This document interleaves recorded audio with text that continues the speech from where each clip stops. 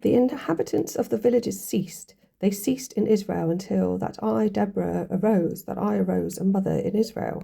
Judges 5.7.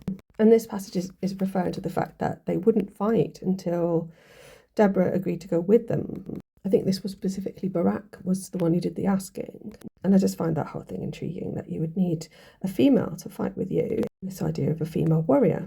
We kind of have like possibly like a tree coming up from the ground, and then this is like all branches and fertility and whatnot coming off the top. There's like 3 branches, I guess. It's also reminding me of another symbol, but I don't know what that is right now. So this bit kind of above that, it does look a little bit like a face in that sort of light minty green, and then sort of like a brown headdress or a bird even hanging out on a twig next to that. And then this gold figure on the right hand side looks like some kind of warrior.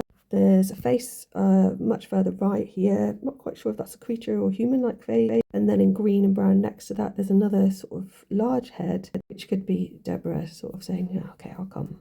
I kind of feel like to the left of that, there's like 2 figures, almost like in like grey browny colour there, sort of in the wilderness or background.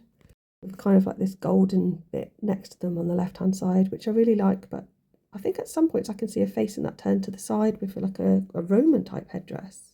Anyway, that's the final image. I'm not even going to bother talking about what it might mean anymore. Thanks for listening. Please like and subscribe.